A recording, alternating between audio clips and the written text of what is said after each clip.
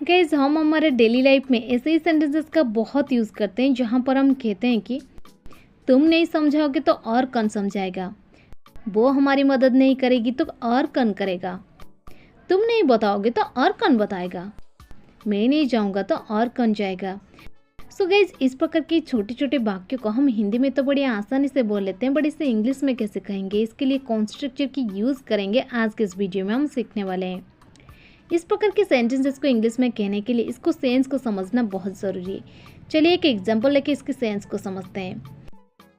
एक एग्जाम्पल है, तुम नहीं समझोगे तो और कौन समझाएगा। देखिए यहाँ पर ये जो सेंस है ये इस प्रकार से आ रहा है ना, तुम नहीं समझोगे यानी अगर तुम नहीं समझोगे तो और कौन समझाएगा, यानी तुम्हारे अलावा और कौन समझाएगा।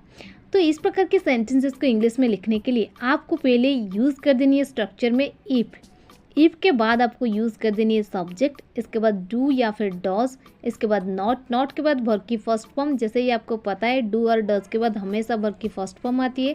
इसके बाद आपको यूज़ कर देनी है एक छोटा सा कॉमा, इसके बाद आपको लिख देनी है हु एल्स, इसके बाद विल। अगर आप लिख रहे हैं तो लास्ट में एक क्वेश्चन मार्क जरूर लगाइए।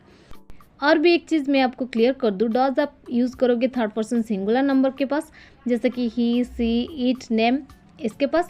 डू आप यूज़ करोगे I we you they plural subject के पास। चलिए कुछ एग्जाम्पल के मदद से स्ट्रक्चर को और भी अच्छे से समझ लेते हैं। तुम नहीं समझाओगे तो और कौन समझाएगा। If you don't explain me who else will. If you don't explain me who else will. वो हमारी मदद नहीं करेगी तो और कौन करेगा।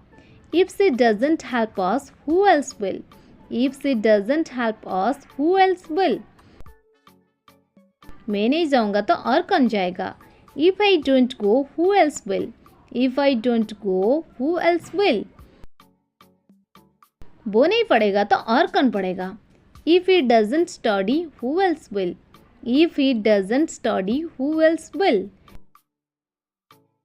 तुम नहीं बताओगे तो और कौन बताएगा। If you don't tell who else will. If you don't tell who else will.